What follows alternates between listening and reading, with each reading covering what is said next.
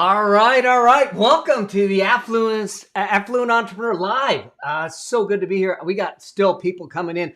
This is going to be fun. This is an international audience. I'm watching the feed. Let me know where you're coming in from. I see people in the UK, Scotland, Latvia, Bermuda, all over the place. South Africa, Australia. Y'all got to be up early to be making this happen. So, hey, a couple things that I wanted to just touch on is probably the easiest way for you to see me is to make sure that you've got me. I've got myself spotlighted, but if you don't have me in the big screen, when I switch to my slides, it'll be harder to see. So I want to make sure that you've got me spotlighted and everything. So, hey, this is going to be fun. Let me just let these other folks in. Do me a favor. Just let me know where you're coming in from if you haven't done so already. You should be able to see me, hear me. Everything's fine. We'll just get the sound checks and all that stuff out of the way. We've got a journey ahead of us. I've got some things planned for you over the 3 sessions that are going to be a ton of fun. Maybe open some eyes, maybe give you some ideas of what could be done differently, and all of that. So if you're ready, let's get started. We got a fair amount to go. We're about 4 minutes after the hour, and I'll just keep letting people in as they come in, as I see them. And if I look over to here, I've got the rest of you all on this screen here. So I'm running with 3 screens right now, trying to run it all, speak it all, do it all, and this is the game that we're playing in this virtual world. So I appreciate y'all for being here and everything. So here's the thing. I've got a simple promise for you.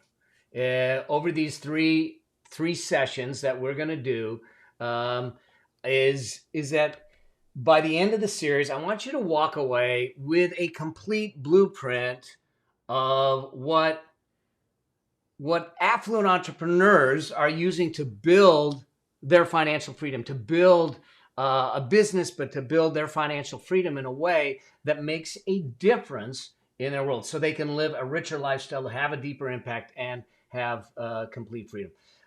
All the things that we're going to do, and I'm going to talk about, most of it, you'll find that most of it was born out of my screw-ups, out of my mess-ups. And you'll hear about that throughout the time. We'll talk about that, but that's really what I want to do. We're going to talk about principles in our time together, and principles. Why do we say, because here's what happens. A lot of people will say, hey, tell me what to invest in. Well, before we do that, let's figure out the principles, because principles are a system of behavior. They're universal truths that will exist, and it exists across geographic lines. So whether you're in Canada, whether you're in the UK, whether you're in Australia, the principles matter. And when we get those principles down foundationally, that's the soil that we plant the seeds in. And when we do that, we understand that, things start to shift. So we're in an interesting time in our world. And because we're in an interesting time, there's some things that come about. I think we're in an interesting time of possibility. I think we're in an interesting time of opportunity to be able to take advantage of things. When we look back at history, you will see that financial freedom and millionaires are created during these times of uncertainty, these times of change and shift. When change happens, opportunities exist. And for those that are willing to take the time to go after the opportunities, you'll see that happens. So let me jump to my slides. I will be trying to manage the people coming in, your chat. I'm going to give you some kind of rules of engagement so we can get the most out of this. If you're game to have some fun, then just give me a yes in the chat. Let me know, and we'll move from there. Okay, I'm going to jump to my iPad. All right, I see a hell yes in there. Okay, so let me do this. I want to touch on what's the way to get the most out of it, some things to set yourself up, and how do you stay tuned in to what we're doing. We've got a fair amount of stuff. I'm looking at all the stuff I put together. We got a fair amount of stuff to go through in 3 sessions. I want to download as much as I possibly can to you so you can go execute and do some things in that. So a couple things that I'm going to ask you and invite you to consider doing. First is to hydrate regularly. If you don't have water, I've got a big thing of water right here in front of me that I will be hydrating through the whole thing to do that. So stay hydrated. I'm going to mute all. There we go. And I'll unmute me. All right. So you should still be able to hear me. So I want you to stay hydrated. The other thing is this, to engage with me. I'm going to ask you to do some things. I'm going to ask you to respond to some things. Engage with me if you would, if you're willing to do that. Because here's the thing. The more action you take, the more it gets into your pores, into your soul, into your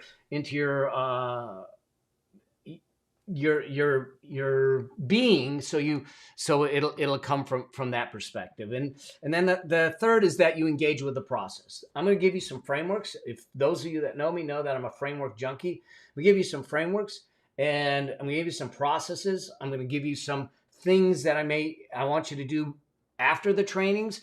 And that type of thing. Engage with the processes. If we want to change where we're at, we got to change what we do to get there. And when we do that, that starts to shift things. But if we're not willing to do some things differently, we're not going to get things differently. Hopefully that makes sense to you.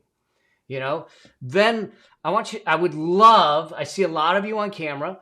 I would love for you, as many of you as possible, to stay on camera.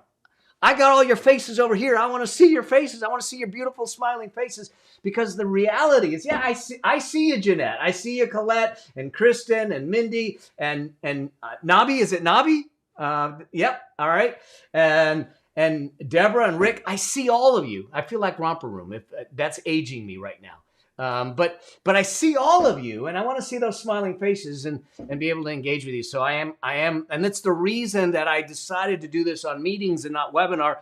If we do Zoom webinar, it's a monologue. I don't see you, you see me, I'm talking at you. I want to have a conversation.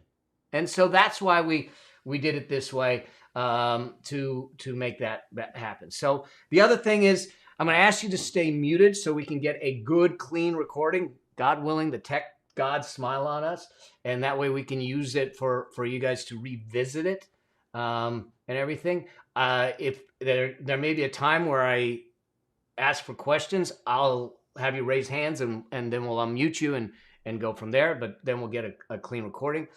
Do me a favor, in the chat, when I'm going through content, if you would do me a favor, just stay on the content. In the sense of not having side chats, because it's distracting to everyone, including me. I see the chat and everything, but we don't want to deflect or distract the conversation. There'll be time to do that and have conversations. It's one of the reasons we also have the Facebook group, to have those other conversations. If you have questions that come up, just write them down for a moment, because the chat's going to go fast and I probably won't see it right away. Write them down, and then when it comes time, I'll either have you post them in the Facebook group or post them in the chat, and then we'll make sure that we get them dealt with. But that way we keep the focus. And then this is to have fun. Once you get to know me, you'll realize that I want to have fun. The more fun we have, the more emotionally engaged we are, the better this is for everyone. All right. And one last thing, if I didn't tell you, have fun.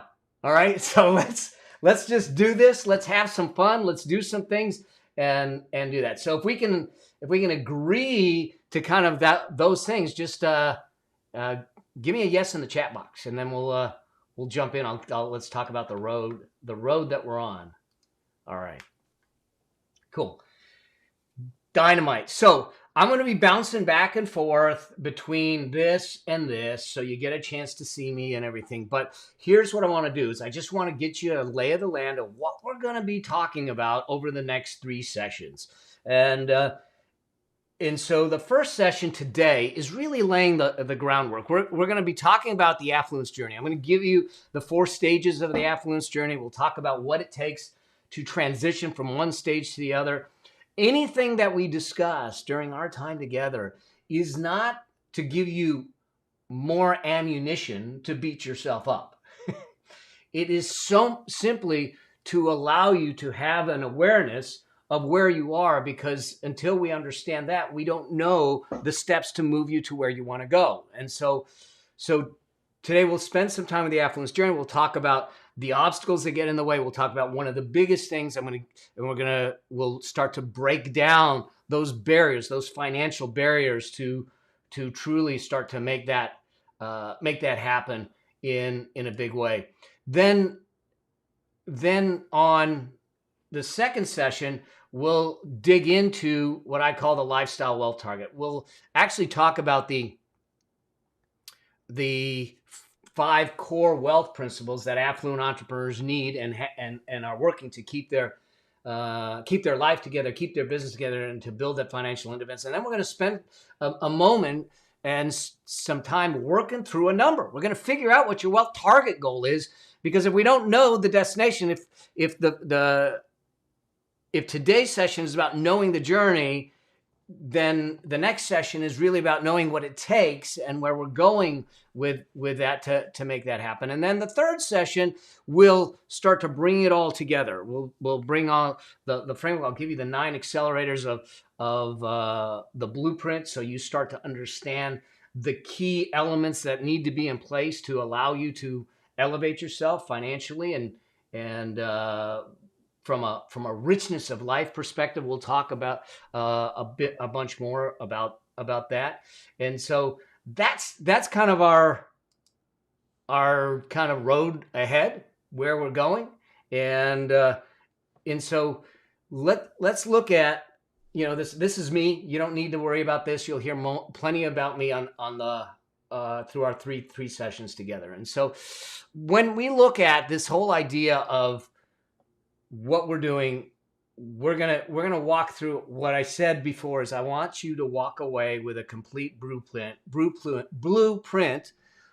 that you can use as an entrepreneur to build wealth and get lasting results. You'll hear that I'm not all about the money. You'll hear why that's the case, and what I think we need to do instead. I want you to understand the principles, the specific things that you need to implement. I want you to understand why this is different. I'm not here to spend 20 minutes talking about me and then trying to sell you something, okay? I am here to try and give you the frameworks, the processes, and the things that I've done and my clients have done, and that have allowed us to have the life we want over the 3 sessions. Now, we'll talk about, like I said, it's from my experience. It's what I've done over the years to make that happen. Now, full transparency, I will, at the end of actually after we're done training, we're going to go through all the 3 sessions. I had nothing to sell in the 3 sessions at all, just so you know. But I will let you know at some point in the future, I'm going to open up. And if you want to work with me, great. And I'm going to give you an opportunity to do that. But just so you know, these 3 sessions is all about the training. That's it. All right. So hopefully that's good with you. And we'll look at this. Now, why should you listen? Why should you be here? Why should you make sure that you're here, especially live? I like it live instead of recorded. Is this one? And I just want to introduce you to a dear friend. I was actually on her podcast show yesterday. We were talking about this. We had a conversation about 10 months ago, a little bit more than that, because she got out of debt while she was over $100,000 in debt. She was sitting there drowning. She had her own business, and she was trying to figure out what the heck to do, because she has a child, she has a husband, she's the primary income earner, and she was trying to figure out, I'm buried in debt, I'm choking in debt, and I want to buy a house, and I want to do some things, and I want to live our life, and how do we do that? And we had a conversation. Within 10 months, she was out of debt. She's under contract building her dream house right now, and she's building wealth. And so the idea here is these principles. You're going to hear some case studies as we go through, that you'll start to see where these all come into play from. So with that, let me make sure that you all have the workbook, the action guide in front of you. Okay, looks like this. You should have it. We're going to be filling this in through the 3 days. You're going to see there's blanks. There's a whole lot of blanks. So we're going to be filling this in as we go through our training, the frameworks and the things that we are working on. And so I want to make sure you have that. If you don't have it in front of you, you can download it at melabraham.com/action guide. We will be using the same action guide for all 3 sessions. So you don't need to once you have this, you don't need to download anything else. So have the pen, have the action guide, have another pad of paper to take notes, and let's just keep on rolling. That's the game that I want to play. So let's talk a little bit about entrepreneurship. Let's talk a little bit about business. And some of you may relate to this next little video clip, because the allure of entrepreneurship. I remember when I first decided to go out on my own. I was working for a large consulting firm in downtown Los Angeles, and I was on fast track to partnership. I had been there about 6 years, and I went into the partners and said, man, I am not living the life that I was supposed to live. I am living someone else's life, and I want out. And so they said, you're going to screw up your career. And I said, well, that may be the case. However, if I do, hopefully I do it in a way that I'm young enough to fix it, that I have the opportunity to fix it as we go. And here's the thing. I thought that I was going to get into business, and all of a sudden I was going to be completely in control. I thought that I was going to have all the freedom that I wanted. I thought that I was going to be able to do what I wanted. And so the allure of entrepreneurship looks something like this. Meet George Jetson. His boy Elroy. Daughter Judy. Jane, his wife.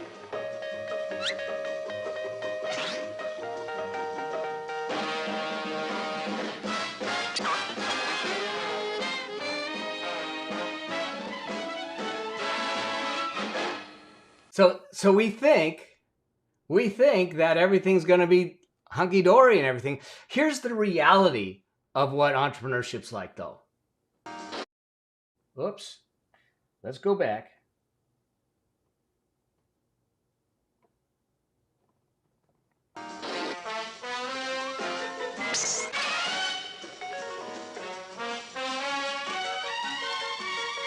You come home thinking that everything is cool, and I'm getting my pipe, I get my slippers on, and now I relate to this because I've got a brand new puppy that is overactive.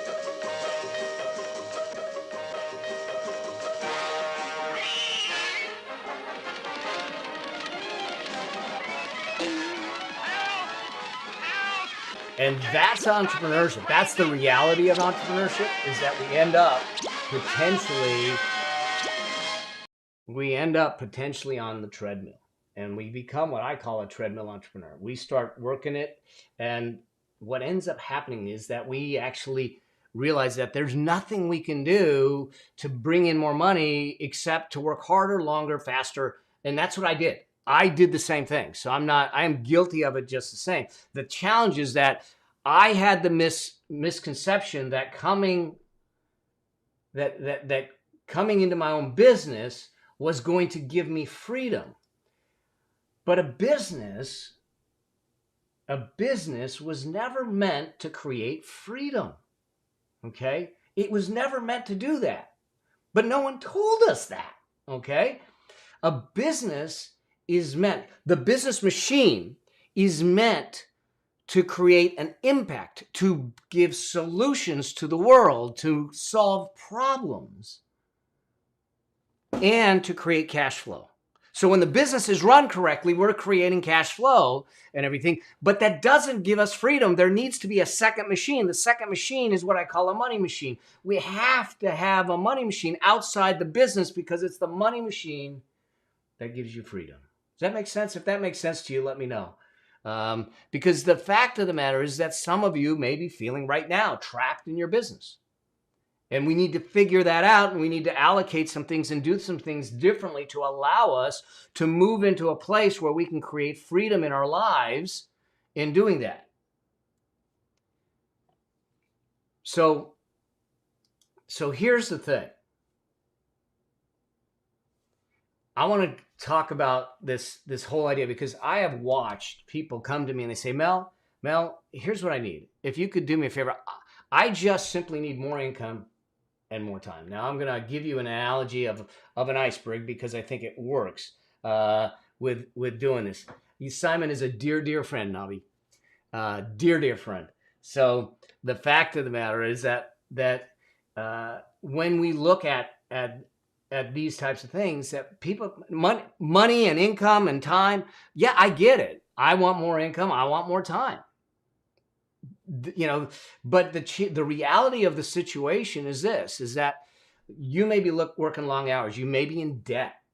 You may be living check to check. 78% of people in the U.S. are living check to check. Okay.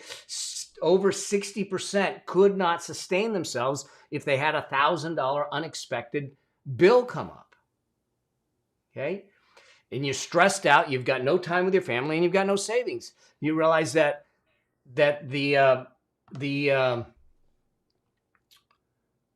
I saw a recent study of the baby boomers, and they said that the baby boomers on average only have about $200,000 saved for retirement. Well, the expected medical costs in retirement are $250,000. So let's do the math on that. Okay. And I get it. Some millennials will sit back and say, it's not my problem. I'm not a boomer. Oh, guess what? It flows downhill. It is going to come down on you. It is something that you're going to have to deal with. We're all in this together. And by virtue of us all finding our own path to financial freedom, financial independence, we serve everyone because we don't burden anyone. We take that on. This is why I think this becomes so important for us to look at. But if we're going to talk about income and time only, listen, the top of the iceberg is really only 10%. Everything else is down at the bottom. And so it's a shallow conversation. And I get it if we're struggling to try and get more income in. But I want us to have actually deeper conversations because literally 90% is below the surface. 90% of your wealth is generated because of stuff you don't see, stuff you don't think about. And we're gonna hit on some of that. And because if we can have deeper conversations around the things that actually start to matter, you'll start to see how some of this stuff plays in the game. And so one of the things that I want us to understand is that I think in looking at the folks that we've worked with, the people that I've interviewed, there are three critical outcomes that come into play. And they realize that those are the things that are driving it, because no matter where the wind is blowing at the top of the iceberg, if this makes sense, no matter which way the wind is blowing at the top of the iceberg is moving. It is in motion, and it is moving in the direction of the base. So even if the wind is blowing this way, the base could be going the other way. And so we need to understand that we're going to move in the direction of what this stuff below the surface is going to impact. So the first thing is to understand this. One of the first things that I think people are looking for is a richer lifestyle. Now, I'm really clear on this in using the term richer, because wealth is a statistic. It's a number. When I talk about richer, we're talking about the experience, the feelings, the what comes of that life that is not just a bank account, that is not just assets, that is not just the stuff you have, because the stuff you have, frankly, won't matter if you don't have a rich feeling life. And richness comes from what you do, how you do it, who you do it with, and the experiences that you have. Yeah, the money matters in there, but not fully. We need to create a richer life for ourselves in the process. The second thing that we need to look at is this idea of a deeper impact. And too often we talk about it from an entrepreneur standpoint and say, I just want to have an impact. I want to help people. That's the base impact for folks. But there's two other impacts that we fail to think about. Yes, I'm going to impact the people I serve. But what impact are you having the people to your right and left? The ones that you love, that your family, your intimate partners, your I shouldn't have said partners, your intimate partner. So you know, and the community, the society. And then the third impact, to have that deeper impact, is what's the impact you have in the mirror? In other words, who are you becoming in the process of becoming wealthy and rich and affluent? Okay, because that's what starts to drive it. And then the last critical outcome is this idea of complete freedom. Once again, when people will come to me, they'll sit back and say, hey, Mel, I just want financial freedom. Well, the interesting thing is that financial freedom is the most baseline freedom that we can ask for, because we can give you the money, and it doesn't mean you're free. Bottom line is this: is that I've got some colleagues, I wouldn't say they're friends because of the way they live their life, that actually are worth hundreds of millions of dollars. They have 5 airplanes. Lord knows why. You can only fly one at a time. And yet they're miserable. They're miserable. Their health sucks. Their relationships suck. The people that work for them don't like working for them, but they get a really good paycheck, so they stay working for them. All those things that are in place. And from the outside, you look at them and say, nice house, nice cars, 5 airplanes, big business, owns a lot of stuff. Gosh, that's great. But they're in prison. They're truly in prison. The money really doesn't matter. The fact of the matter is that I get it. They have a nicely decorated prison cell, but they're in prison nonetheless, okay? And so we need to understand that the financial freedom is baseline. There's 2 other freedoms above that. The second freedom above that is time freedom. How much of your time do you control? Okay? Do me a favor. Tell me in the chat box, how much of your time do you control? 10%? 0? 100%? Because here's what I know. Even if I had $100 million in the bank, but I had no control of my time, to me, that's a poor life. I think that we ought to be measuring our wealth more readily in time versus dollars or liras or pounds or euros or anything like that. And measuring how much time do I own of myself to be able to decide that I'm going to do whatever I want to do when I want to do it. Okay. And then the third freedom is this idea of mind freedom. Do I have the peace of mind to know that the people I care about, the causes that I'm behind, the mission that I've created is good?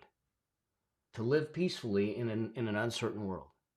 To know that that's okay, because that's what complete freedom is for us. And so when we start to look at it in that construct, now we start to drive things and say, instead of more income, more time, let's figure out how we're going to create a richer lifestyle, deeper impact, complete freedom. If that makes sense to you and is something that you'd look at and like, do me a favor, give me a yes in the chat box. All right. Or give me a thumbs up in the camera or something. Let me know. All right. All right. So here's the thing. That's all about results, and it's all about access. There's a level even deeper than that. And that level even deeper than that is this. This is where the magic is. Because if we truly want to live a magical life, there's a couple things that I think we need to understand. Because here's what I believe, and this is what this whole training is built on, is this belief that that every driven entrepreneur truly deserves a life that is full of affluence and liberation. Affluence and liberation. And I have specifically used those terms. And too often, some people will say, affluence, are you talking about opulence, Mel? And no, I'm actually not. Um, affluence, affluence has four distinct characteristics. The first is that it's a meaningful life. An affluent life is a meaningful life. It brings you joy. That's internal to you. The second is that it's impactful life. That is external to you, that I'm having an impact, I'm making a difference, that I mattered because I was here. Whether it's as a parent, whether it's as a entrepreneur, a business owner, whether it's as a therapist or a coach or anything else, that it's an impactful life. The third characteristic is that it's a fruitful life. So the reality is that you make money, you make a living, and you create a life, and you're doing those things and that type of thing. So it's really about a fruitful life. And then the last is that it's a peaceful life. And so affluence, a peaceful life, meaning you lived in alignment with your values, your core, and congruent with your desires, with your vision, and you have a peaceful life. So it's meaningful, it's impactful, it's fruitful, and it's peaceful. That's my definition of affluence. And if you're cool, that's the definition we're going to use for those 3 days, because that's what I think we need to look at. And so, and this is something that I've worked with a lot of folks, and you may recognize this next friend of mine. He's a dear friend. He's like a brother to me, because I've been with him since the very beginning. I've been his business advisor. This is Brendan Bouchard. And I speak on his stages and that type of thing. I'm helping him at his shows and all that. And we've had these conversations because he came at it in a crazy way. And so what I've had the opportunity to do is help him dial some things in and move some things so him and his beautiful bride, Denise, can have the life that they want. So with that said, I want to talk about this idea of being a millionaire, because a lot of people are sitting back saying, oh my God, I want to be a millionaire. I want to make $1 million. First off, it's not a really magic number. It's just a number. But some people think that it's so far off.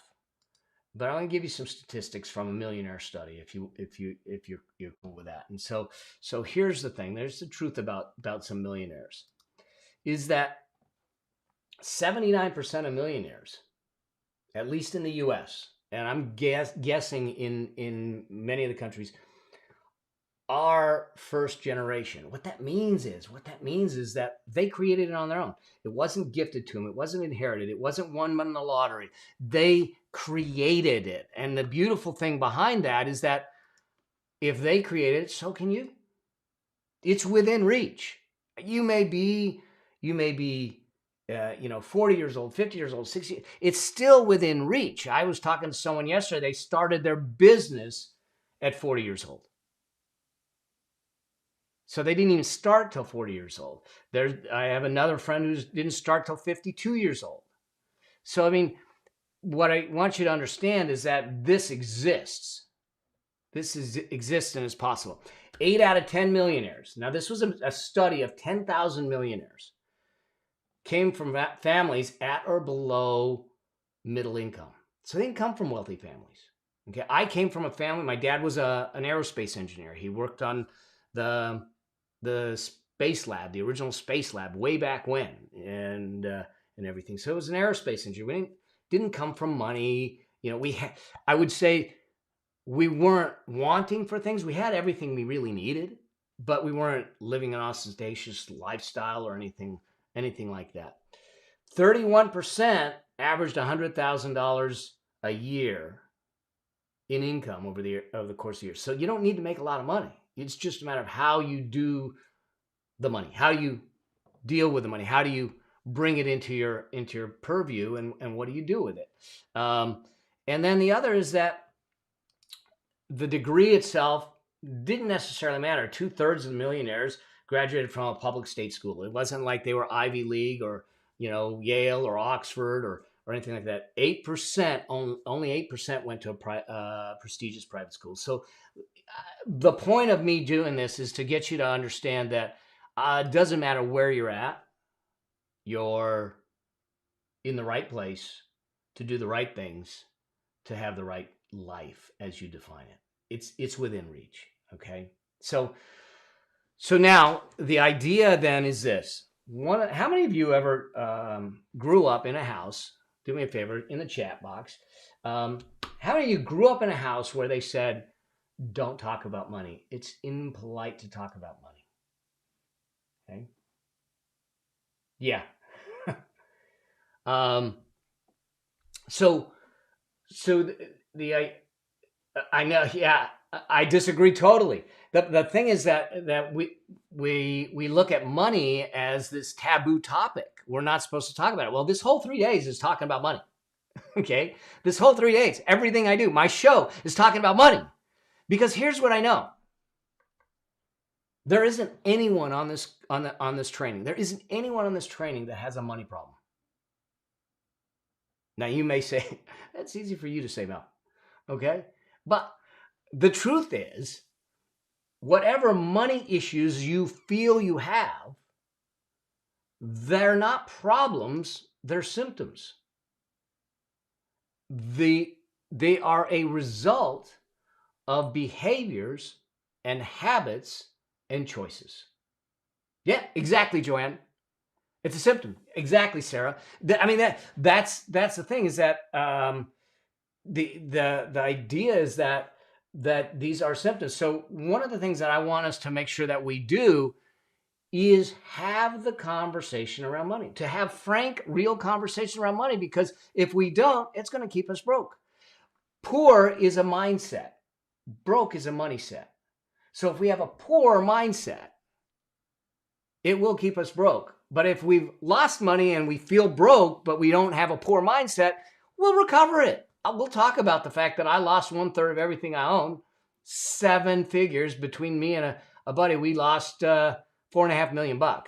Okay, me and 2 buddies, and we'll talk a bit about that. And later in this session, we're going to talk about the mindset element of money in making that happen. But it's important for you to understand it, because money is deeply personal. Money is something that there's guilt around, there's shame around, there's embarrassment around. I've done interviews during the time that I've worked with, during the time that I've worked with, for people that are just starting out, to people that have made $100, $1,000, $100 million, and billions. Okay. Here's the interesting fact. Every single one of them, without question, had some level of shame, guilt, or embarrassment about money. It didn't matter how much they had. Now, some of it was guilt about having the money.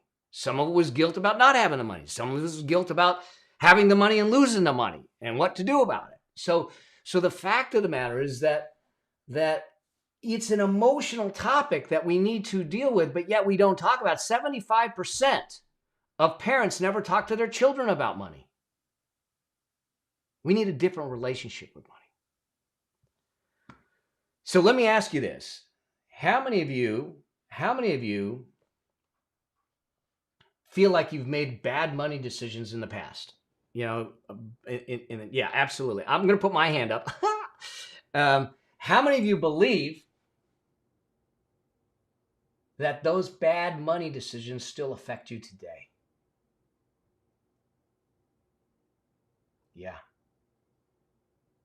So we're going to talk a bit about that, and we're going to give you the pathway to try and squash that, to deal with that. Now, here's the other thing. Now that we've said we're going to talk about money, and we're going to do it freely, openly, without judgment, in my group, the Facebook group, in this training, all the stuff, I want to have open conversations. So it doesn't matter to me. We're going to have real conversations, safe and sane conversations around money, around wealth, around entrepreneurship, around having an impact, all those things. I'm not going to subscribe to ducking our head, and I don't want to talk about something that someone might be offended. We're going to do the things that I think we need to do to stand shoulder to shoulder and make a difference in the world and a difference in our lives at the same time. If you're cool with that, let me know.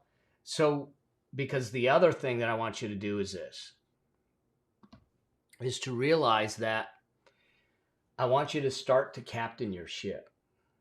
I can't tell you how many times I've talked to someone and they said, hey, I've got a financial advisor, so I don't have to worry about that stuff. Oh no, you do. I see Navi just kind of going, oh my God, yeah, exactly. Because you believe. Now here's the thing. We will get professionals, legal professionals, medical professionals, financial professionals in our lives. But it does not mean that we relinquish the responsibility for our financial future into their hands. They will never love your vision, your life more than you. They will never care for it more than you. Now I get it. Look, I'm not a financial services professional by the standard of I sell investments. I got nothing as far as investments or anything to sell you, except to sell you on the possibility of a better future, the possibility of independence, the availability of you being able to live a richer lifestyle. And in that process, there may be some things I say that are going to rub financial services industry the wrong way, and I'm cool with that because you're the ones I want to serve. Because in my mind, the financial services industry has a bias to making it feel like it's complicated, and therefore you become dependent upon them and you relinquish the responsibility for your financial future. I did it. I made the mistake. I got into investments because they recommended it, thinking that they had my best interest at heart. No, they had their commission interest at heart. So we'll talk about that. But here's what I need from you is to be willing to step up to the helm and say, I am now the captain of my ship. I am the one that's going to take this on, and I'm going to take control, as hard as it might be, to sit back and say, oh my gosh, you mean I got to deal with numbers? Yeah. See, because your financial independence, it's on the other side of that math equation, on that other side of that math formula. But it's a basic formula, and we'll talk through it, and you're not alone. And if you're cool with becoming the captain of your ship, do me a favor, give me a yes in the chat box. Okay? All right. So let me tell you where I came from a little bit, just so you have the backstory of why I'm doing what I'm doing. I was in a firm. I was in a large consulting firm, like I said, in downtown LA. I left. Then I came back. I started my own firm. I had partners. And one day my partners came to me and said, you know, Mel, you're going a different direction. Now, I was not doing the same thing that most CPAs would do. As an accountant. So I was doing something different, and they pushed me out of the firm. They pushed me out of the firm with no clients, no cash flow, no work backlog. I was $300,000 in debt because I just bought a house in California, which is not a cheap thing to do. And so here I was sitting there saying, how do I make a living? What do I do? But I had a purpose, and that purpose is this little boy. See, that was the same year I became a single full-time dad of my son, Jeremy. He was 5.5, almost 6 years old that time. So I did what most entrepreneurs do. I stuck my head down, I dug my heels, and I started running the miles. I got on the treadmill, and I started running, and I started to get clients. And all of a sudden I started to get cash flow, and I was looking at it going, this is working. This is working. I'm going to make it. We're going to keep the roof over our heads. I can pay for the brand new house that we just went into debt for. And this is cool. It's going to work. And then Jeremy comes running in from school one day. He says, Daddy, Daddy, Daddy, I drew a picture of you at school today.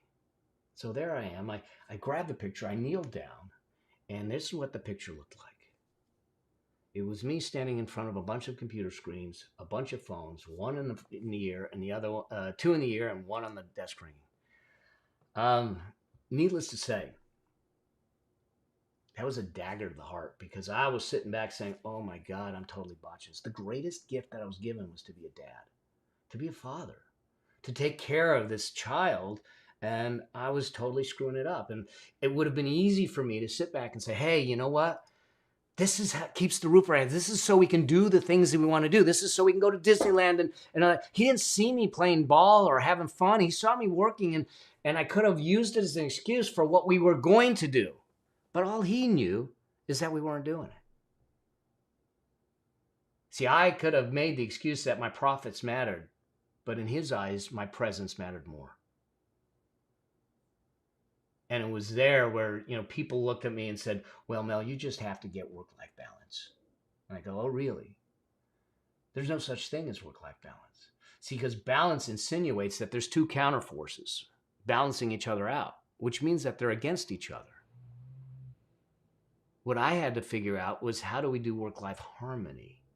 Because if I can harmonize things to work together, because there is no such thing as work and life. There's just life.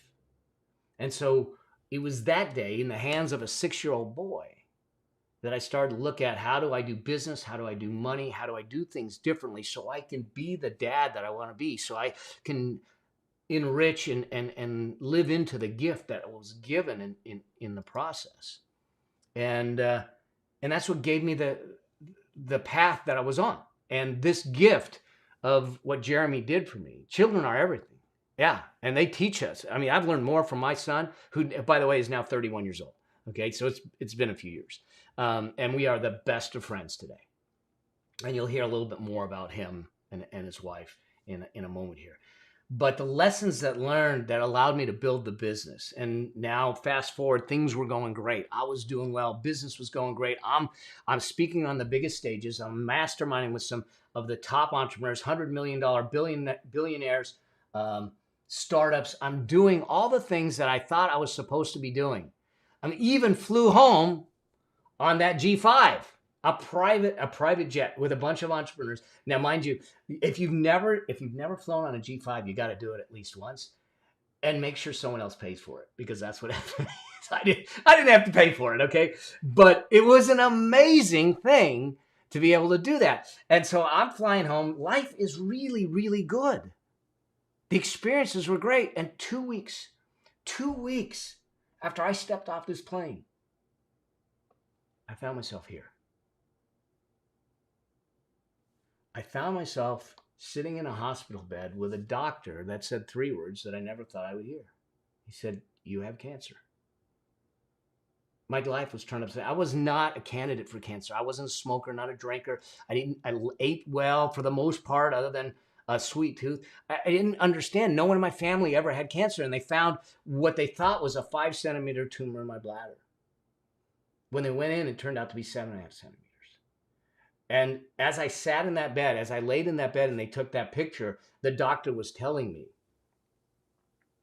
that the tumor's on top of my prostate. And when they go in, they might have to take out the prostate. And when they go in, they can't see the ureter on the right side. They might have to put a tube in a bag for the kidney. And if it's really bad, I might lose my bladder. So life was completely turned upside down. I knew that I had to change everything. I knew I had to focus on healing. I knew I had to focus on this fight ahead of me. This was June of 2019. So it was 2 years, two and a half years ago. I knew that was what I needed to focus on, but I knew that I couldn't do it if I was still running the business and doing those things. But because of the gifts that came out of the conversation with Jeremy and the picture that he drew, I had set things up differently. I had the business machine, I had the money machine. I went back and I said, we're shutting the business down. And I shut the business down and we flipped the switch on the money machine and let it spit out cash. I didn't change my lifestyle. We didn't start selling things. We didn't start draining accounts. We just had cash flow coming out of the machine. We didn't have to downsize. We didn't sell any. I didn't sell my wife's shoes. Lord knows if I did that, it would have been a fate worse than the cancer probably. So, the fact of the matter is that I didn't have to do that. I fought the cancer medically, physically, emotionally, energetically, spiritually, but I didn't fight it financially. That's the beauty behind doing this and being able to move through it. Now, let me fast forward so you all have kind of an idea of what happened. So 3 surgeries, 4 tumors were taken out. Okay. 42 treatments.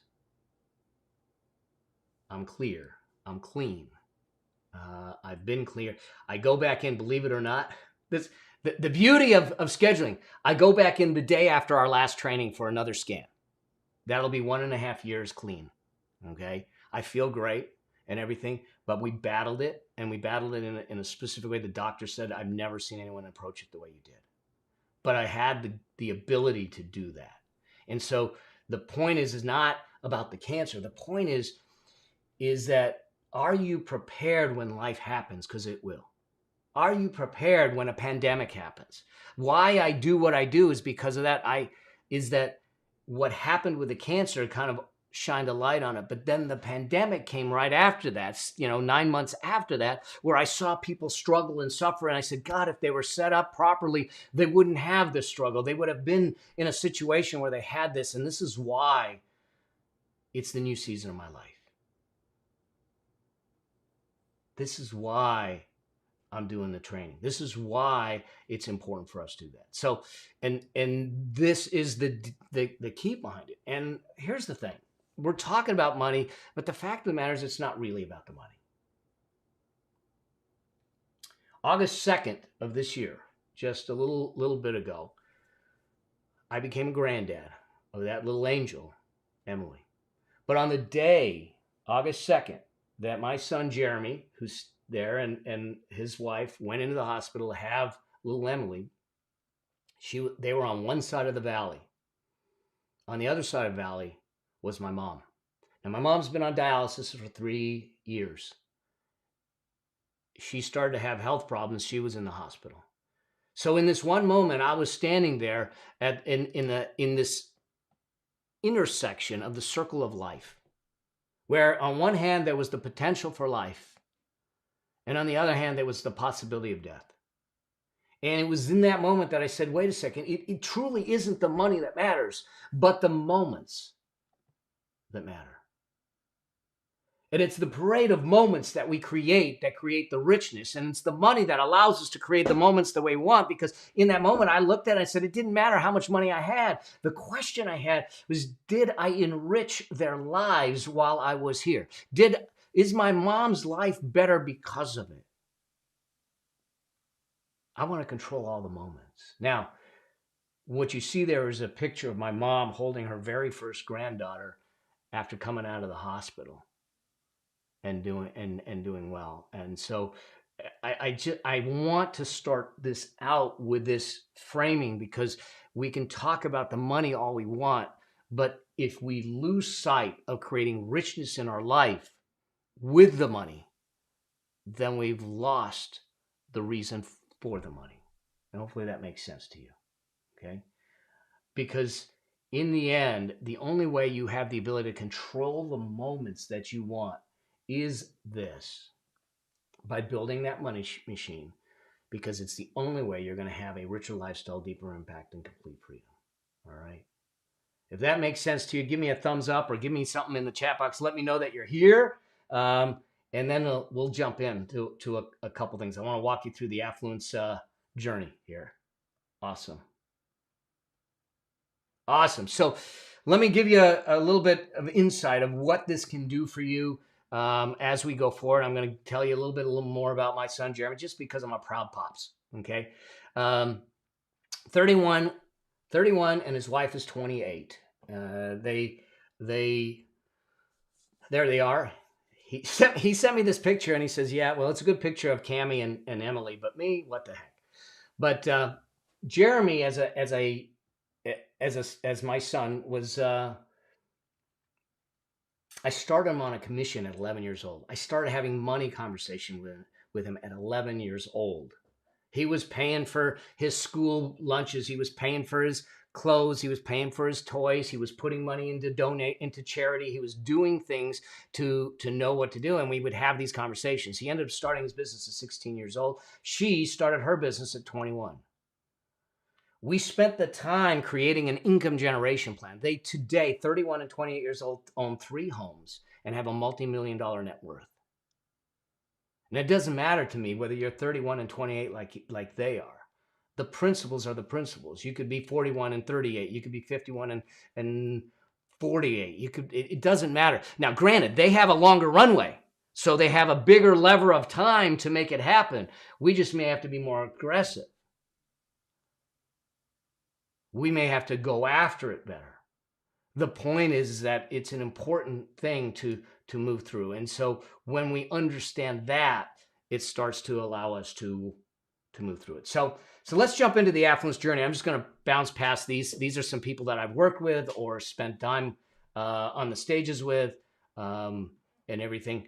But let's talk about the affluence journey, because truly, there's 4 stages of the affluence journey, and you might see yourself in one of these stages. I want to be really clear here.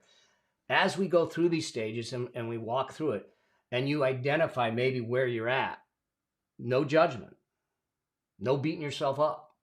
Just, it is what it is, because now we know the starting point, and moving through it, we'll talk about what it takes to move through it. So here's the thing. I would look at it in this construct, is that this is the usual bell curve that you see in any kind of performance evaluation or anything like that. But at the very base is what I call the red zone. This is what I call the drowning point. And people here, they're in debt, they're struggling. What you're finding is that they have ups and downs financially, but they have more downs than they have ups.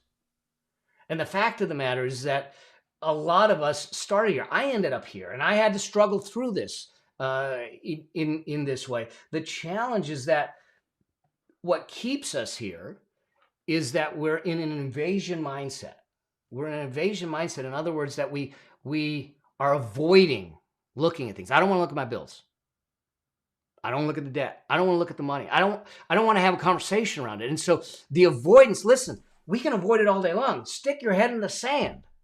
I get it. But I promise you, when the train hits you, it's still going to hurt, even if you don't see it coming. Okay? So what I'd rather us do is let's get up front.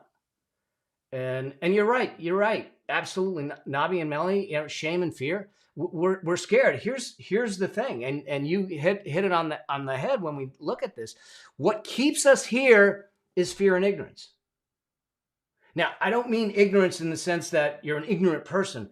It meaning that you don't know what you don't know. You don't know what you need to know. You don't know because you may think that it's complicated. It's I'll never get out of this. And all we really need to transcend over that line, is to turn around and say, I need some intelligent knowing. I need some knowledge that makes sense. I need a deliberate process that can move me. And I need some informed guidance. I need someone to help me. Okay? And when we do that, we can bounce over that line into the next stage. The key word here is to stabilize. See, our focus in this point, if someone comes to me and they're in this point, we say, let's stabilize some things. Let's stop the hemorrhaging. Let's stabilize some things. Let's get some good footing so we can move. And then once we stabilize some things, we move to the next stage. The next stage is the breakthrough stage. We finally even out the ups and downs that we have here, and we have a straight line. It's a flat line, but it's a straight line. And now all of a sudden you feel like you're moving in a direction that is moving you towards your goals. What this does for you, and if you've ever felt this, I call it micro successes, where all of a sudden you have this little success. You go, oh, if I do a little more, what's going to happen? It's like going to the gym, or it's like going on a diet and you lose a couple pounds, you get on the scale and go, oh, now you start feeling good and you do more and more of it to make it happen. It's called activation. And so you're getting activated in this process, and now all of a sudden you move through it in there. And absolutely, Clay, consistency is the key. Now, at this stage, the key word for us is to really find traction. Consistency, traction to start moving us forward. That's going to transfer us to the next stage, the next phase, which is the freedom point. Okay? Now, the freedom point is still a flat line, but it's steeper. We're going better. This is when all of a sudden you start to get more money. All of a sudden you are seeing that you have the opportunity to possibly see freedom in your life. And you start to show up differently. You start to do things differently. And so instead of activation, you're in evolution. Instead of traction, You're focused on how do I scale things? How do I build things? How do I make things happen? But you're going to hit a line now. This is actually, to me, the most dangerous line on this whole affluence journey. And that line is right here. And it's called the good enough line. You get to a point where you start to make money and you say, I'm good enough. I'm good enough. And it's not about not being satisfied. It's about not being as vigilant and diligent as you were to get you there. Good enough leads to complacency. Complacency is the first step to crisis. When we take the finger off the pulse of the patient, your money, it starts to cause a problem. If you don't think complacency will create crisis, let's just look at Blockbuster Video. Think about this for a moment. What would have happened if when Steve Jobs launched the iPod and he said, 10,000 songs in your pocket, he said, we did it, it's good, and he stopped. Would Apple be the company it is today? Now, the first thing would have happened is I would have saved a whole lot of money in iPhones and computers. But putting that aside, because I'm an Apple nutcase, but putting that aside, we wouldn't have the iPads, we wouldn't have the company if we rested on our laurels. Now, hear what I'm saying. I'm not asking you to not be content. I'm asking you to stay as vigilant and diligent on your finances and on your wealth as what got you there to keep you moving forward. When you do that, you will bounce over the good enough line. You will move through the good enough line to the place that I want you all to be. And that's the affluence point. Because at the affluence point, this is instead of a straight line, now we start to see exponential growth in our wealth, our net worth, and our freedom. We see things because they go into an acceleration mode. This is where our money works harder for us than we worked for it. This is where we get momentum.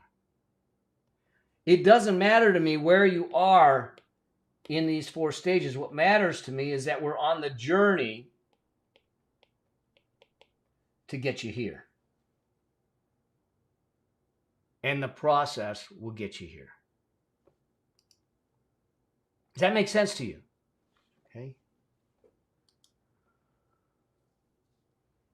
Awesome. So let's look at a couple of myths, a couple of things that can stand in the way, and then I want to walk through a very specific framework that really starts to drill down to some of the questions that were coming in about the emotions behind money and what we can do with it.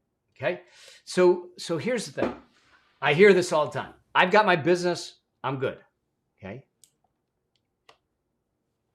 How many people thought that before the pandemic? I got my business, I'm good. See, your business is actually your most powerful wealth building tool. It truly is. And I get it. However, it is also your single point of failure.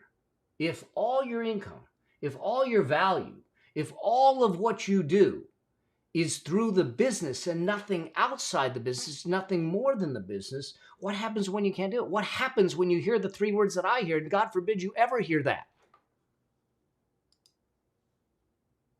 What happens when life happens? What happens when it's out of your control?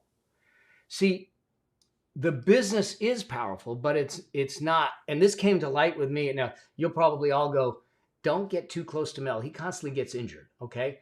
I had a martial arts studio for 11 years. I've been in the martial arts since I was 14. I am now just turned 60, so it's been a few years. I lived in Japan and trained in Japan.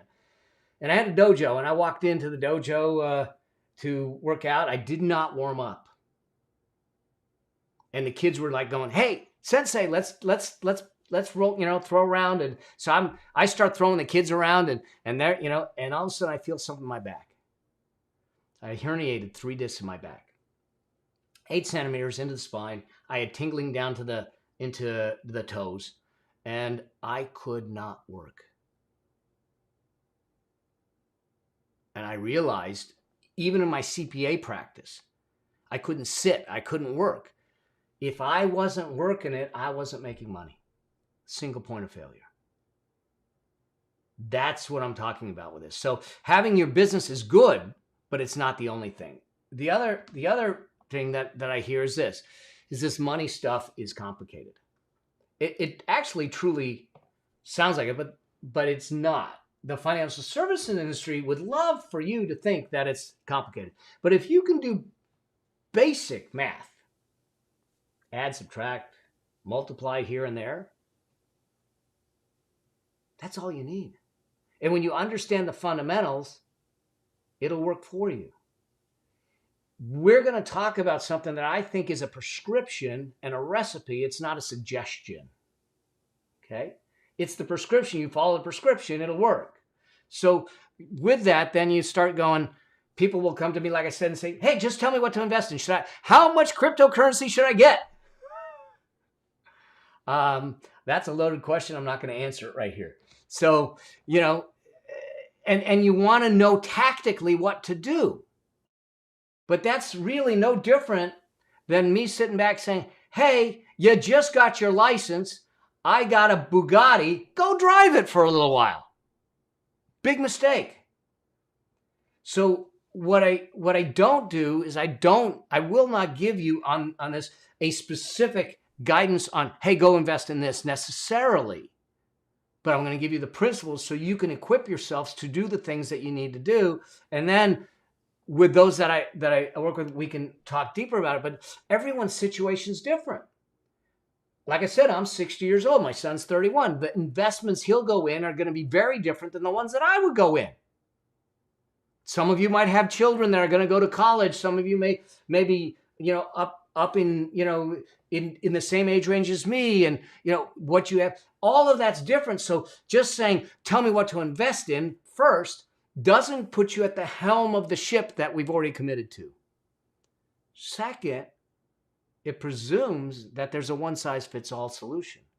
There are principles that work for everyone, but not necessarily, hey, you all invest in this and do it that way.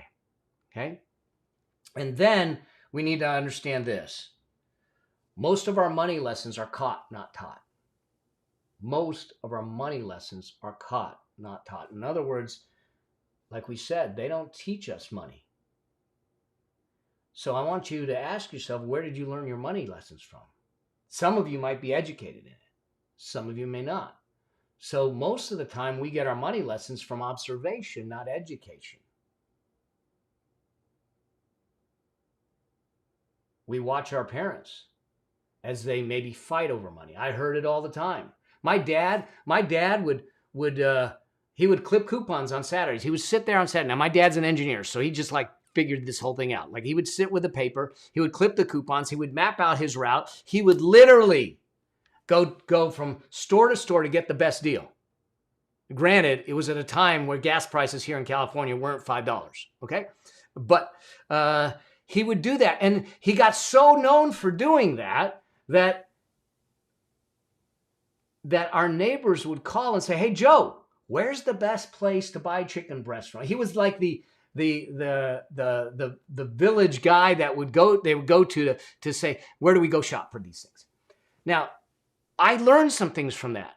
I took away some things from that. But here's the challenge is that if we're not careful, and we're gonna break that pattern in a second, I'm gonna give you an exercise to make that happen, is that if we realize that our lessons are caught, not taught, then we need to understand that the stories decide our direction. There's a study by an organization called, now this is really indicative of the kind of situation we're in. There's an organization, a nonprofit organization that's called stressinamerica.org. How do we have a nonprofit about stress in America? 2015 study ranked money stress over all other stress. Over work, over health, over family, over everything. 2015. If we fast forward today, I bet that it's higher. 72% in that study said that was their top stressor. And yet the stories we tell ourselves will start to drive things. And so what I want to walk you through is a framework and a process. And then I'm going to have you work this process once we're through to start to eliminate, someone had asked the question, how do we get rid of the emotions around this? Because when we can strip away the stories, when we can start to dissipate the stinking thinking that is getting us into the situation we're in, then we can tactically take some positions and do some things that start to move us towards wealth. Does that make sense?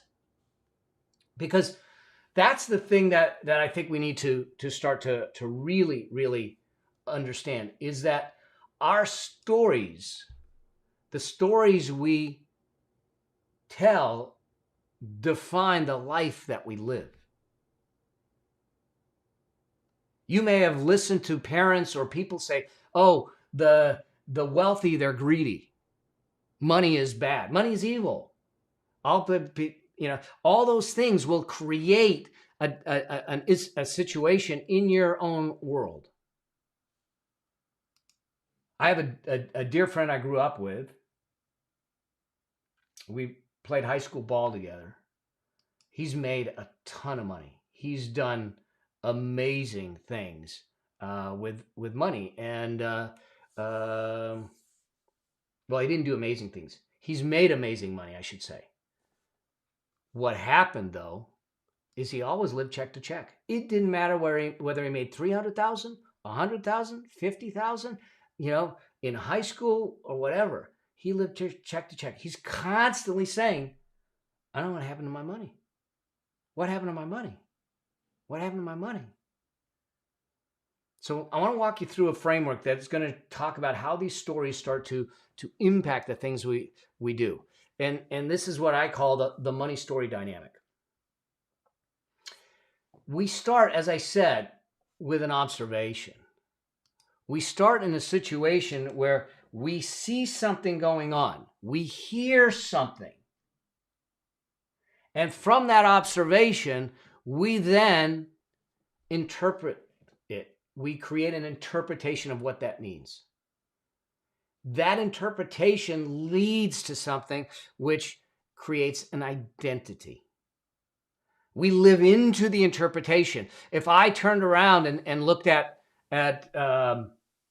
for instance, my friend that lives check to check, no matter how much he makes, he's constantly saying, I'm just not good with money. I'm just not good with money, and so he's living into that identity. He's creating that, and you might be doing the same yourself. You might be looking at it the same yourself and saying, "Oh my God, I'm living the reality of what I think," which is true. But here's where the problem is that this observation, interpretation, identity leads to this idea of behaviors. Remember I said that your money issues are simply symptoms of your behaviors, your choices, and your habits. So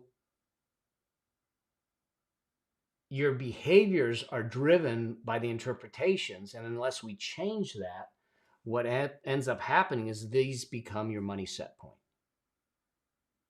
And you can't elevate above that. You can't elevate above that. And so think about this. I told you already that I lost 1/3 of my net worth in a Ponzi scheme. There was 3 of us. There was more in it, but the 2 buddies and I were in it together. We lost $4.5 million. And so when we do that, one of the guys was retired, so he shrunk his life down and continued to live. And said, all right, whatever, I lost, and no big deal. The other guy, who happened to be the guy that got both of us in it, spiraled into resentment, anger, blame, destroyed his business, destroyed his marriage, and destroyed his liver. Started drinking.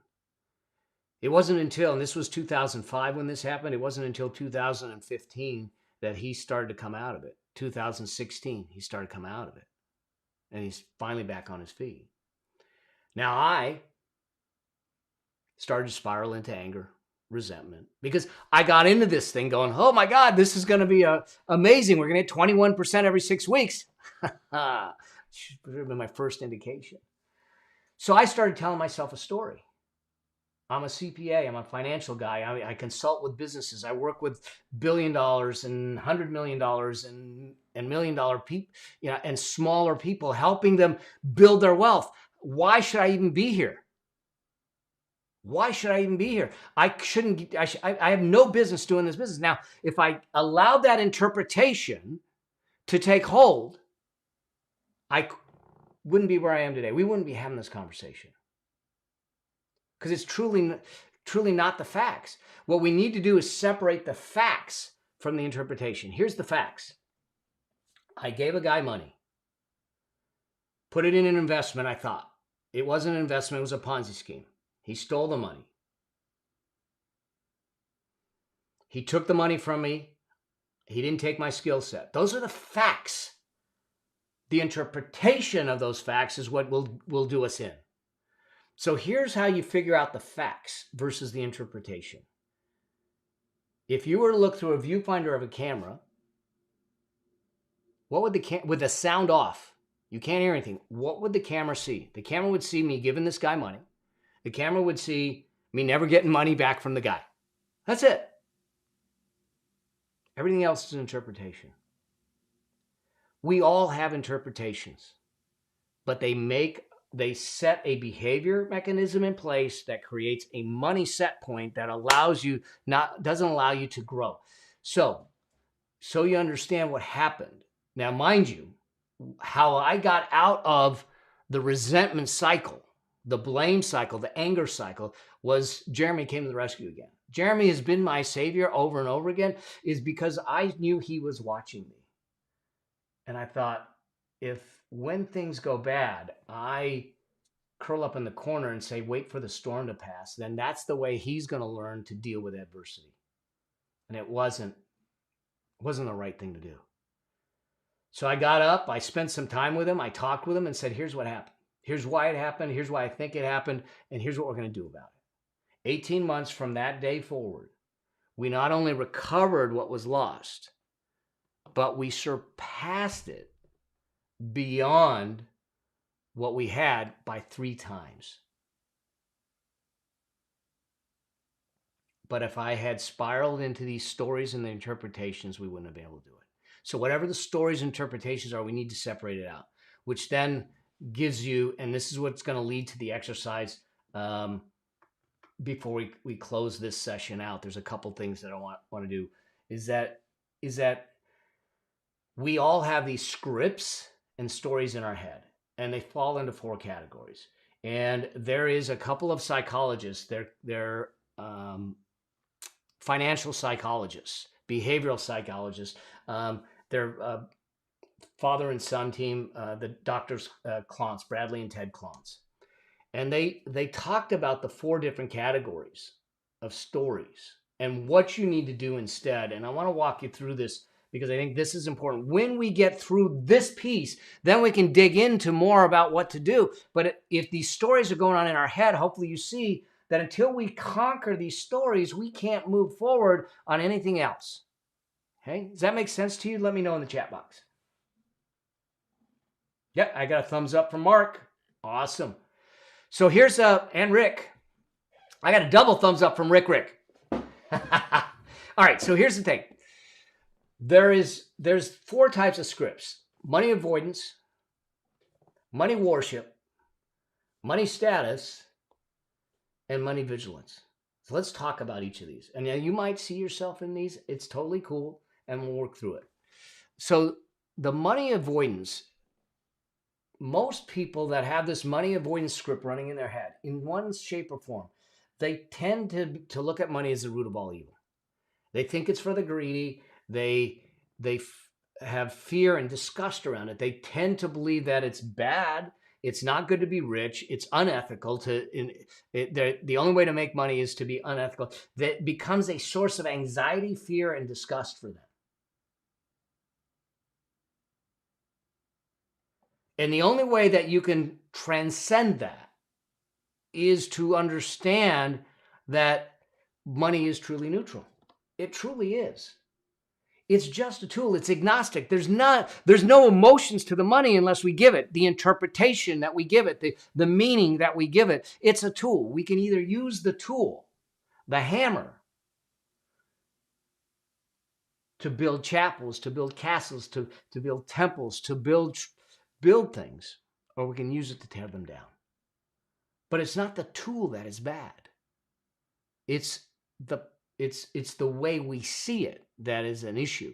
And what Dr. Clancy said is that what we need to start to understand is to separate the tool from the emotions, the story around the tool. Otherwise, what happens is that you can't build financial independence and have an avoidance money script running in our head.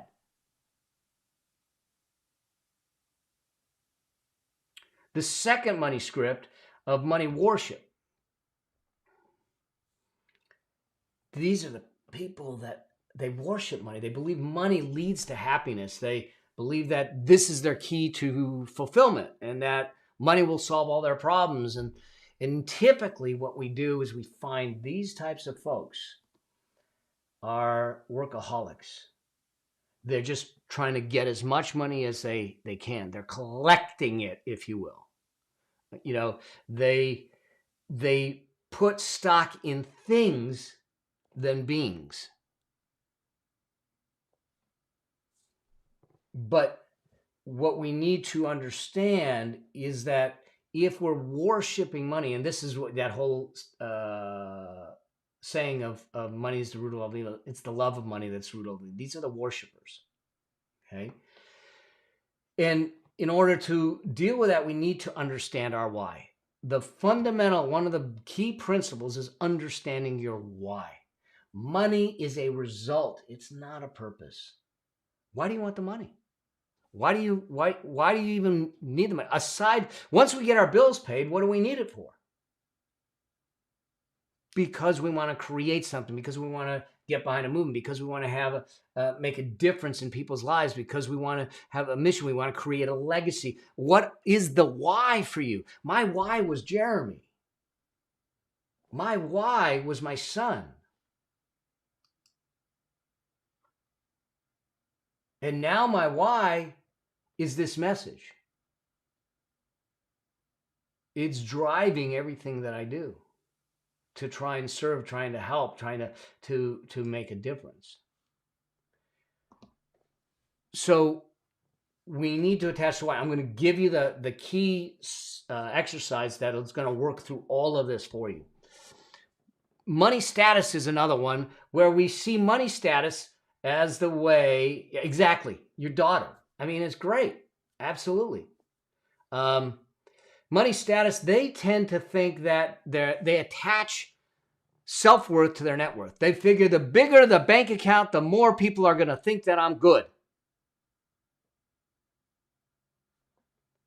The bigger the bank account, the more they're going to think that I'm good. They're obsessed with stuff because of what is this? Look, wealth is a silent pursuit. I live in Laguna Beach, California. We talk about this town and we say that there's billionaires in board shorts.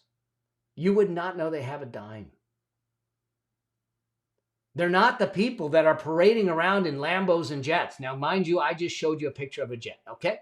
It's not mine, though. And I didn't pay for it, all right? But we don't have to advertise it. Statusers advertise it. They sit back and say, how I look from the outside matters. And so what ends up happening is they literally will go into debt to create the facade, to create the status. And in today's world of social media and comparison and all of that, it's a problem. We see it with the kids, where young kids are sitting back and saying, I want the name brands. Yeah, but they outgrow it in a month. Or they destroy it on the playground. Do they go to playgrounds now after COVID and all that? So here's the truth, though.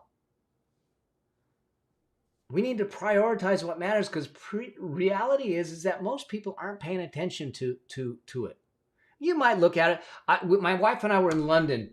We love going to London. We were in London and we stayed at the same hotel, and we walked down this street. Okay, we walked down the street, and I would tell you there's $2.5 million worth of cars. from, Rolls's, Bentleys, Ferraris, all that stuff. The hotel we stay in, they have this courtyard and they park the nice cars there. And I see these two cars, one's a Lamborghini and one's a Ferrari, and they have a license plate on it that says it's from Bahrain. And I asked the guy, because they know me there, I go, how do they get it here? He says, oh, they fly it here. Well, why? Because they couldn't get a car here in London? I mean, why? And he said, oh, they don't even drive it. It just sits here. I go, oh, this one's a statuser. This is someone that wants to just pray and say, that's mine. It doesn't do anything. So we need to get our priorities in check. Okay? And so we need to recognize that, we don't want to pile up debt. We don't want to do this to create a facade from the outside, and all that. And Dana, I see your question. I'll get to that in just a moment here too, because it's a great question. Let's look at the vigilance, money vigilance. These are people that are organizers. They budget every penny. Their savings is a high priority, and there's a fear of spending. They look at it in this way. Here's the challenge: is that their level of frugality will border on being a miser. They don't live. They're afraid to spend money when they have a fair amount of money that they could spend, and it still wouldn't affect them. They take things to extremes, and they forsake basic comforts at times to an extreme. So the key to transitioning from there, if you have this, is to find balance between your vigilance and frivolousness. We need to have balance. I'm very careful with our money, but we live nice. I will negotiate. Everyone knows that I negotiate pretty much everything, but I negotiate. I'll look for a good deal, but I'm not going to forsake the richness of my life. But I'm not going to go to the status level and go into debt just because I want people to think about me differently. So we want to build through those. These are the 4 primary money scripts that are running in our head. Dana asked a great question. Is it possible that you have seeds of, I'm paraphrasing, seeds of each of these? And the answer is yes. You will probably, though, have a tendency to lean more aptly into one, maybe 2. If I look at this, I would probably say I'm in the money vigilance. I'm leaning towards the money vigilance area. When I was younger, status was a big deal. And then I realized, that's a bad thing. I'm curious if you recognized any of these traits in you. If you would just toss it into the chat, that would be cool. And it's not for judgment. It's just to understand that. Yeah. See, avoidance, vigilance, because we don't enjoy it. I see someone that just said, my dad unfortunately passed away before he could enjoy his retirement. Man, this is why richness in life more than money in life, it becomes important. But we're going to create the money so we can have the richness of the experiences we choose to have. Does that make sense? Are you finding this helpful? Let me know. Awesome. So I'm going to give you the exercise I want you to do before we close out. But before we get there, what I want to do is I want to introduce you to this framework we are going to build for the next 2 sessions. And this is the Affluence Blueprint framework that you can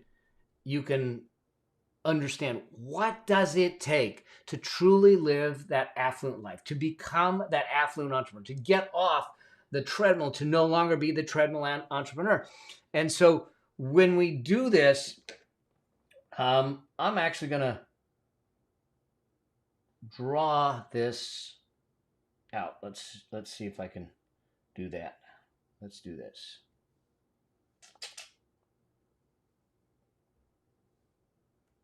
Okay.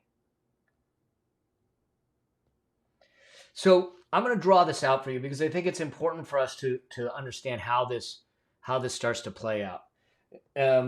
When we look at this, remember what I want for you is affluence, and let's call it liberation or freedom. Okay, and we already said that the key, one of the keys to it, is that there's these three critical outcomes of richer lifestyle. Okay, and we talked about these already, so I'm going to just put them in. Deeper impact,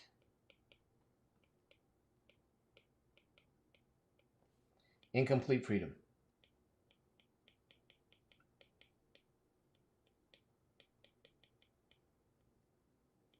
There's another E in there.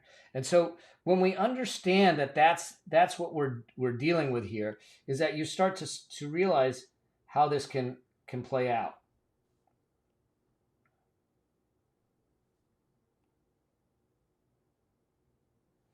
And then you can look at how this works in here. There are three pillars to truly have affluence and liberation. And what you can look at these things as pillars, or you can look at these things as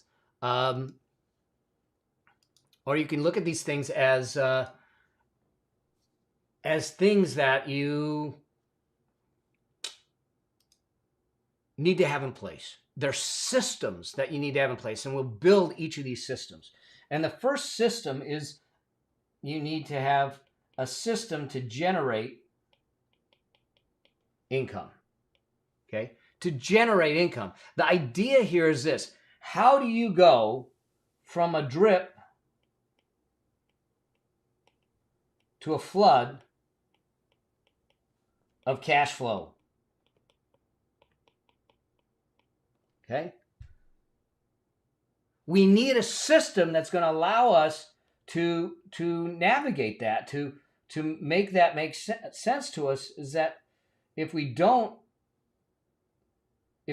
have a system to generate income, then we got no money. So there's no conversation to be had. The thing is that the idea is that generate is how we make it.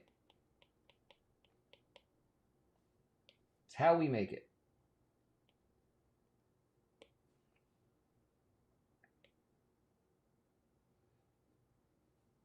Okay.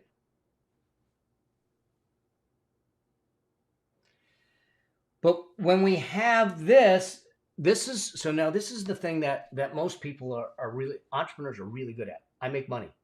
I'm really good at making money. That's what they say. I can make money. And so here's the thing, the risk of this is what I hear them saying a lot is that I'll just work until I die. Great. That sounds a lot really good, but it's not the reality. It's not the way life is. One, you're not going to want to work till you die, and two, you probably can't work until you die. Okay, so I think that's the thing that we need to be aware of in moving through this, is that you can't look at it that way. So the mindset to make money is very different than the mindset to keep money. Because like I just saw in the chat something about, yeah, but I'm also good at spending money. Yeah, I get it. So am I. So we need to make sure that we understand how to keep it. So if we have the system in place, and so this is, the generate pillar is all about how do we scale our income? How do we scale our cash flow? How do we scale our profits? How do we scale it and make that? And so now we need to then have a system, if you will, that allows us to accumulate money. This is where a lot of entrepreneurs fail. They don't have a system to accumulate money. See, they're so focused on income and just making money, and the money goes in and money goes out, and they got nothing at the end of the day. The key is that the generate pillar is what the business machine is. The accumulate pillar is what your money machine is. Okay? The accumulate pillar is how we create the money machine. It's how we take our income and turn it into assets. If generate is about making it, accumulate is truly about how do you multiply it? How do you multiply it?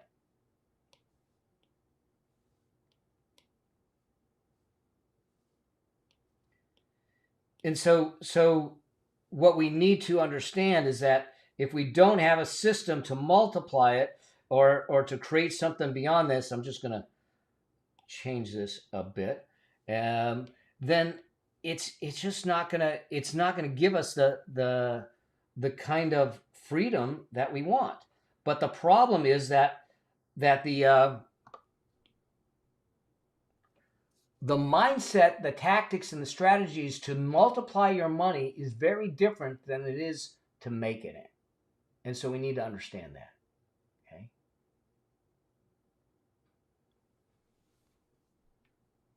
That leads us to this last pillar. And unfortunately, we have to have this.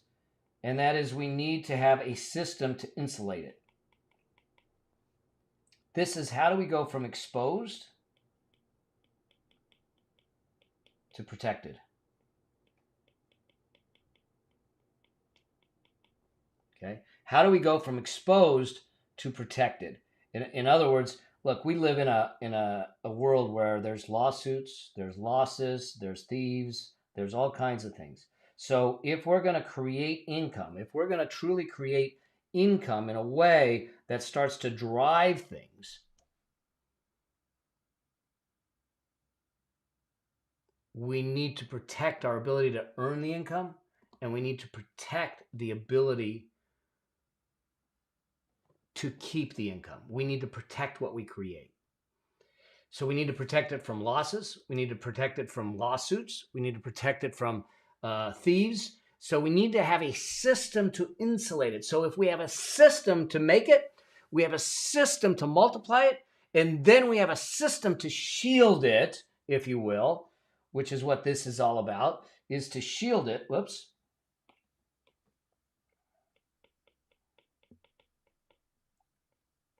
My iPad does not have spell check. If I misspell something, I am sorry. For those of you that are there, I'm going to be writing throughout. So bottom line is that we need to know how to get all of these systems to work together.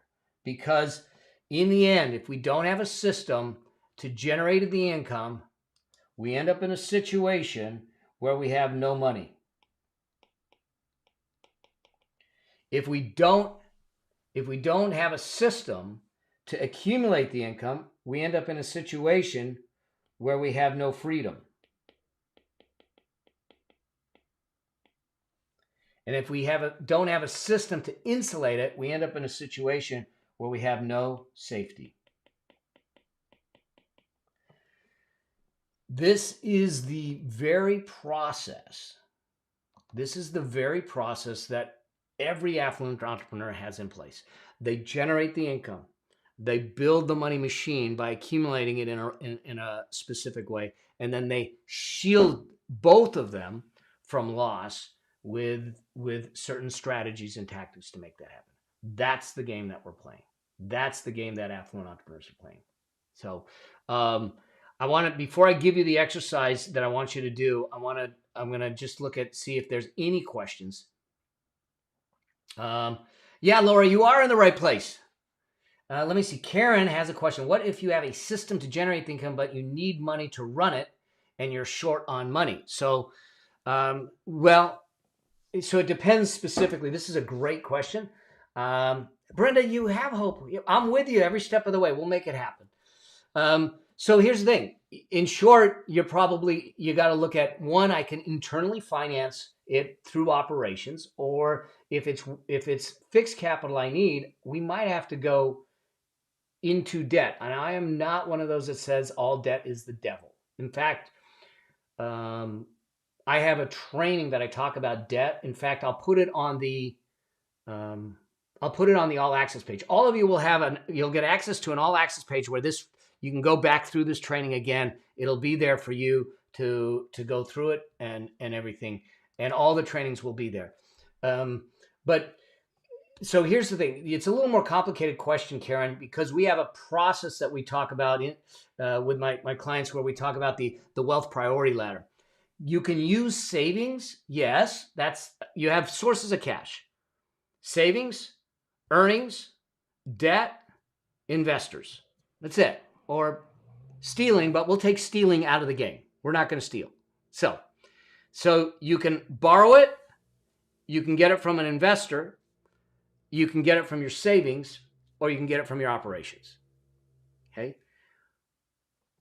I prefer operations if at all possible. Grassroots, working it that way. The problem is that typically that's a slower grow, but it is a more permanent grow. There's pluses and minuses to all of it.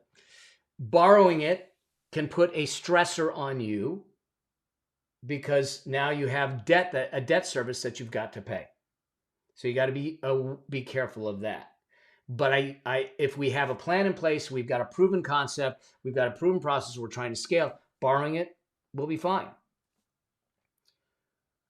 Investors, I'm not really keen on because now you're getting into a marriage. They dictate what you want, they dictate how you get it, and they have a voice now. So I put that down towards the bottom of the list. And then your savings, it depends. Do you have enough in savings? I do not want you going into your retirement accounts, your financial future. I don't want to jeopardize it by draining your savings. I don't want you in a precarious position. We're sitting in a 12-year bull market, except for the hiccup in 2020. We're probably due for some sort of correction in the next little while. I can't tell you when, but it's coming. And so I want to make sure that you're financially sound and safe and stable and not drain all the savings out. So depending on your circumstances, that's how I would look at it. If I knew more, we could deal with more, but hopefully that makes sense. Okay. Great question though. All right. So let me walk you through some of these last little pieces before we close out the day. Hopefully this is making sense. Yep. Let me know in the chat box. Good for you. All right. So here's the thing. Let me go back to my slides and let me jump to here. Let's just talk about let's just talk about where we've been and what I want you to do next.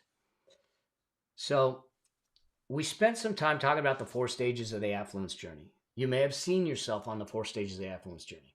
You know a little bit about what it takes to move from one stage to the next. But we want you all in the affluence stage. We want you all in that final stage. And so we want to move you through that direction. It's not about judgment. We then talked about the money story demons. I'm going to give you the exercise I want you to do to work through your money story demons and everything. So we talked about the money story demons. Until we deal with those demons inside of us, in our head, the stories, it becomes a challenge to facilitate. If those of you that might have been in a situation where you go, I can't seem to keep the money. It goes in and goes out. I don't know why. I can't make more. I can't make more than 100,000, or I can't make more than 50,000. It's the stories that start the whole thing, because if it's behaviors, let's think about this. Remember I said the money issues are money symptoms, really. They're symptoms of behaviors, choices, and decisions. If they're symptoms of behaviors, choices, and decisions, then the behaviors, choices, and decisions are a result of the thinking. And the thinking is impacted by the stories. So we need to clear some of the stories so we can have clearer thinking, different behaviors, choices, and habits. Now we get different results. That's why I want to swim upstream, and I want to change things permanently and give you the tools. We'll go deeper into tactically what to do in some of the other sessions. So then we look at it and said, what are the 3 pillars of an affluent entrepreneur?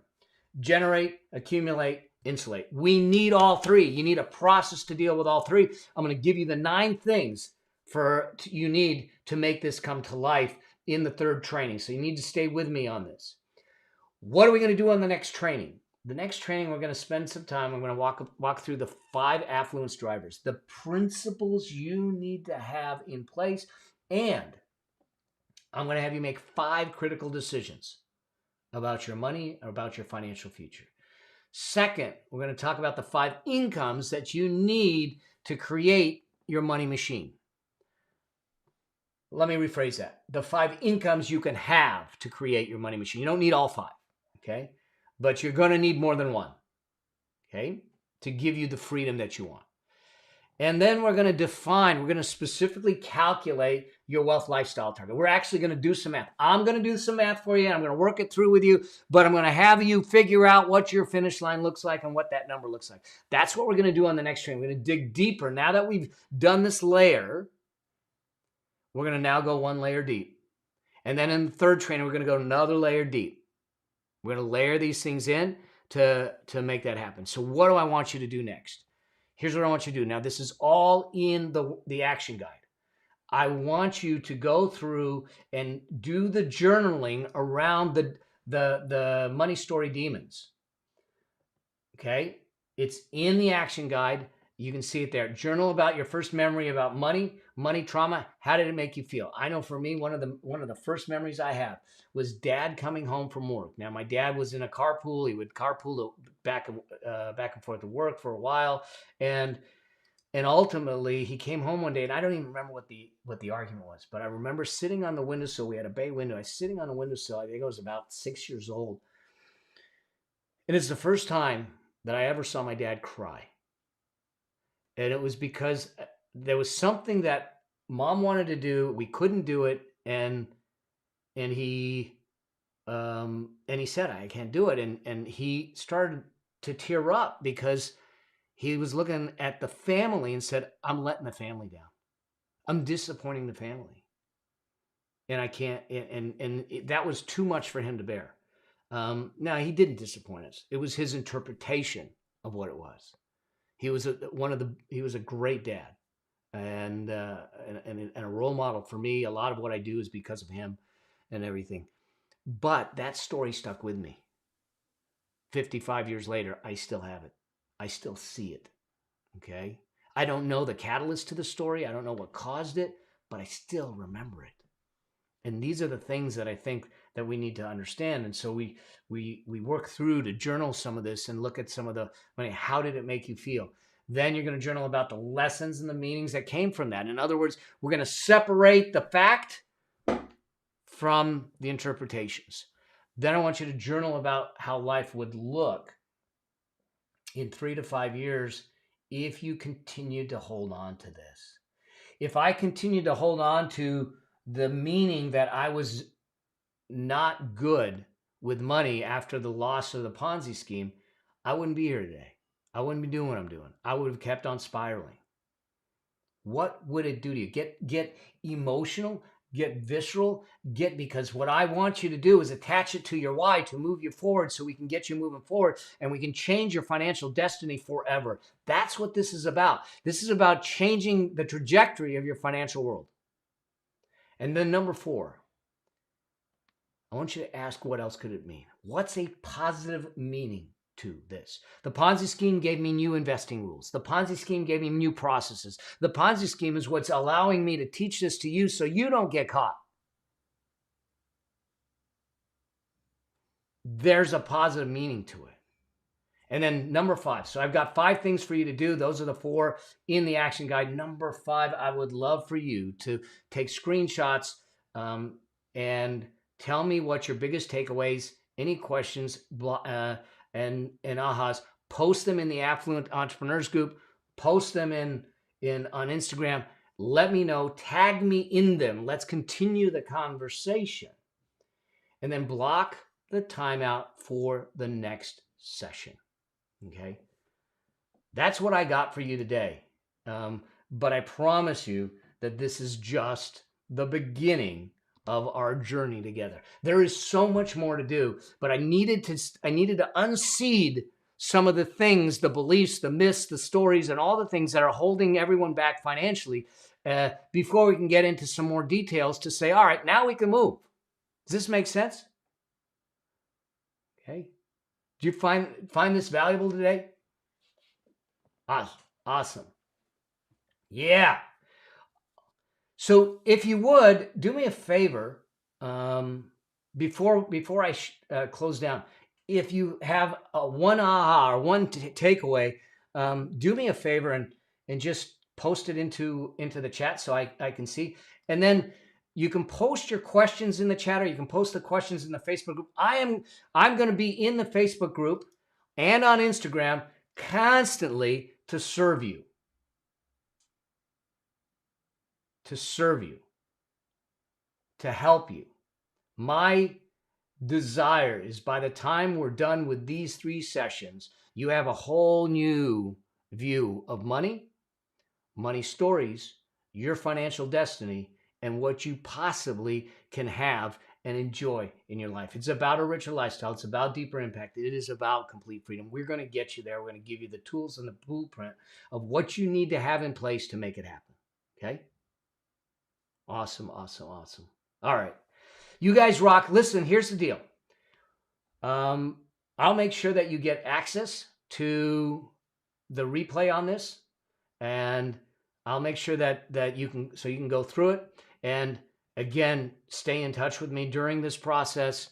I want to keep guiding you every step of the way, and I look forward to seeing you in training number 2, where we go a little deeper. We talk about the core principles. We'll talk about your lifestyle wealth number. We'll talk about a few other things too. I have few things in store. We'll have some fun, and we'll crush it. Blessings to you. You guys have an incredible, incredible day today. And let me know if you want to share this out with a friend. Let them know. Let's bring them in. Let's make a difference in their lives. Here's what I believe. Financial independence is a birthright. We just need to understand it and claim it. Every single person has the possibility of being financially independent. We just need to give them the tools to make it happen. Now, it may be, I'm not saying it's easy. There still may be work involved, but I am saying it's simple. And so I believe in possibility. I'd rather see the glass half full than half empty. And it's the way I've lived my life. It's worked well for me. And I'm going to try to infect you with that bug of possibility as much as possible and do that. So I feel blessed today to spend the time with each and every one of you, to see your smiling faces, the fact that you left your cameras on, and that we get a chance to have a conversation that's meaningful and that can shift and change things, not just for you, but your family, your legacy, your children, your grandchildren. I look at it and say we can shift and change a lot of things in the world when we get on sound financial footing. All right. I look forward to seeing you in the next session.